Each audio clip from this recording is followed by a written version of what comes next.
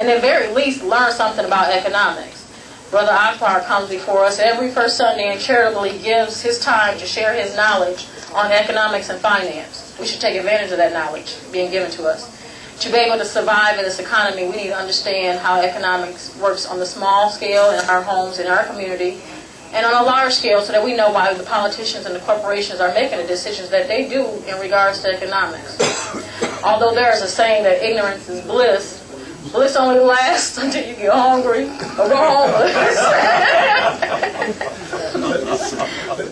But the bottom line is that we have to remove our dependency on the decision of others and take control of our lives. And in my opinion, the best way to do that is through education. The economy. One of the most talked about subjects with high employment rates and higher costs of living expenses.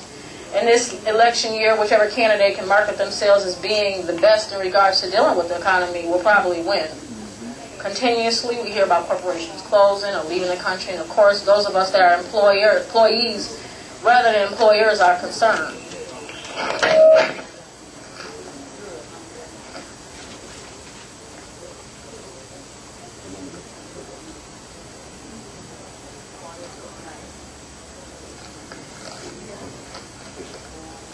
Okay, so I hope y'all can see this chart. So this is a chart that it goes over what the outside sourcing drivers are.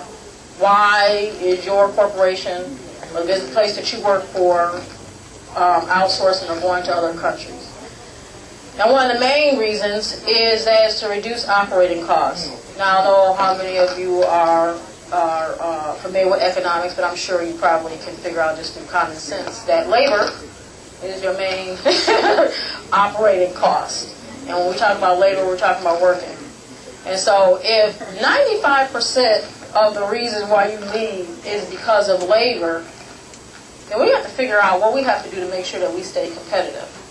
We see that follows behind. There's also, they looking to gain access to new technical skills. We find that businesses are looking into more different technology. Computers are needed. So the main thing is that when we are knowing that our company has the potential to go somewhere else, we need to find ways to make sure that we're going to still continue to be marketable or an asset to that employer, even in the event that they do relocate to another country. Everybody get your passports. No longer are we looking to get a job across town or the next state over. You might have to be relocated to China. But hey, we'll do what we have to do. Arming ourselves with education will reduce the feelings of unease because it allows us to take more control of our fate.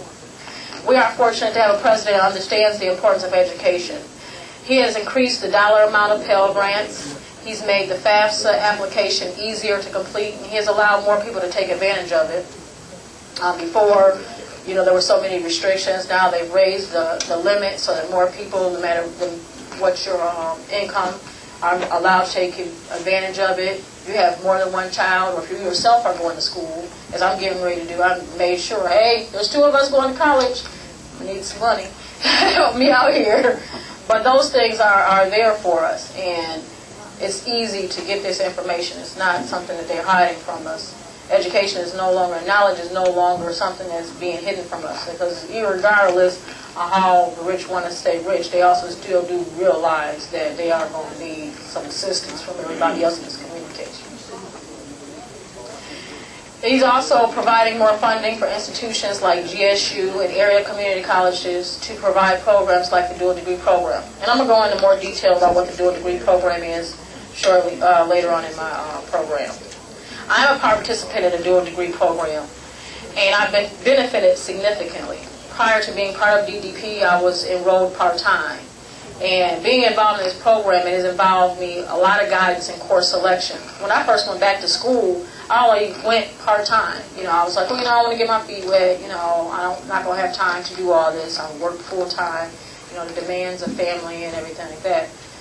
This program is so beneficial that in helping you make the right course selections and figuring out how to make sure you're not wasting your time taking credits that you don't need. And our time is our money. It also allows us to be able to balance out the course selection so that you can balance your work and your job. I was able to actually increase the full-time status and balance that with a job and still maintain a 4-point average. Now I would like to say that I'm just so fantastic, great. That's why I accomplished these things. But I might have to give some credit to the program because I really didn't know. You know, even if you are so great and fantastic, if somebody helps point you in the direction that you see that when you look in the mirror, then, you know, you still have to give them some credit. Exactly. The program also has scholarships available to its participants. I am pleased to share that I am a recipient of one of the program scholarships this year, which means the 2 years I have left to complete at GSU are covered. If you do decide to return to school, become knowledgeable in what occupations are the fastest growing. These occupations will be the ones that you will want to seek higher education in.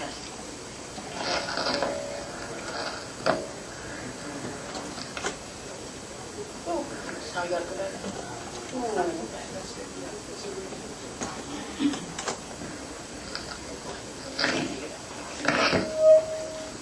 Where's my mark? That's okay. Bear with me.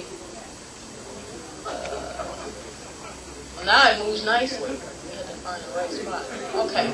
So these are the fastest growing occupations that are listed. Biomedical engineers are at the top. They're looking at a 61% increase over the next 10 years with an annual median wage of $81,000. I don't know if all of us want to go back to school and be biomedical engineers, but that's definitely something we should encourage our children to get involved with. The next one you see on the list, and I thought this was kind of interesting, was your helpers, your brick masons, block masons, stone masons, tile and marble setters. And the reason why you probably are looking at a big increase in this is that, as you remember, these used to be family-owned businesses. These used to be your grandfathers that was passing that information on to their sons and grandsons, and they stay in the family business. I don't know any people that are teaching the kids stonemasonry or any of that right now. But I know a whole lot of people that want marble tile in their bathroom. So somebody is going to have to go learn how to do that. The next in line is your physical therapist assistants. They're seeing a large increase. All of us that are wanting to run back and go to the gym, I guess, are pulling muscles, hurting ourselves, and so we're needing physical therapists. Those are also, I think, your individual, no, I think that's occupational therapies, we're talking about that. Meeting, convention, and event planners.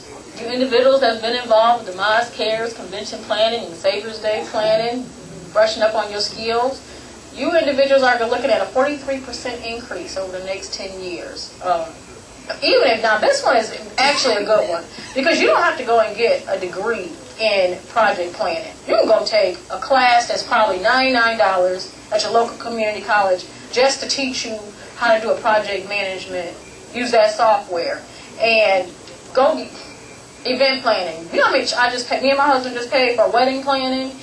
I was like, oh no, this is something I need to figure out how to get involved in, because I did learn some tricks, but I'll tell you about that after the campus. How to save some money when planning big events.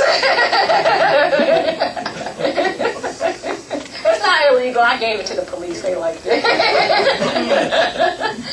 Your diagnostical, medical, and sonographers, and there's going to be quite a few medical ones that are seeing a large increase. Occupational therapy assistants. Individuals that are being hurt in the workforce. They are needing those occupational therapists. Those individuals are looking at a 43% increase over the next 10 years. Interpreters and translators. We just talked about that earlier. You know, those individuals are looking at a 42% increase over the next 10 years. So there's a median annual wage of $43,000. And that's right now in 2010. That's your median annual wage. These annual wages I'm giving you is right now when this study was done in 2010. So, of course, wages do go up somewhat. Unfortunately, so does the cost of living. Oh, well. Marriage and family therapists. 50% of marriages are resulting in divorce, and our kids are all psychotic. So we need therapists. Go and get your therapy degree, and so that you can help those individuals keep the family strong. And so on and so forth. So as you see here, that's an interesting one. Look down there at the bottom, veterinarians. Veterinarians, they only have a 35% increase, but I did not realize they make that much money. $82,000 to be a veterinarian. So, and only people, I always hear about going into this, the only people that love pets. Now, I don't have a great love for dogs, but I do